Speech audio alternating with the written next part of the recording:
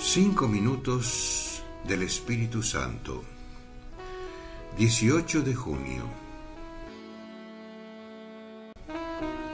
Cuando leemos la Biblia, descubrimos algo muy bello: que Jesús y las personas santas se dejaban arrastrar por el Espíritu Santo.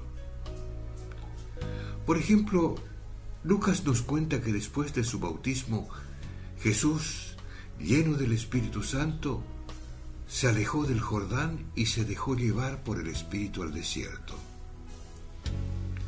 También se nos cuenta que después que Felipe convirtió al eunuco y lo bautizó, el Espíritu del Señor arrebató a Felipe y el eunuco ya no lo vio más. De golpe, Felipe se encontró anunciando el Evangelio en otros pueblos.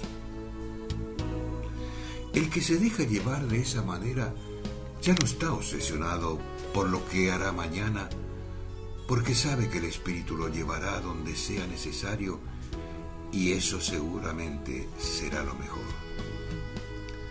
Qué bueno cuando un ser humano es capaz de dejarse impulsar con esa libertad y con esa confianza.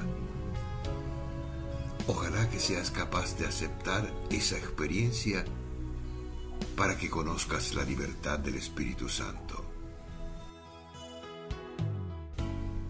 Cardenal Víctor Manuel Fernández.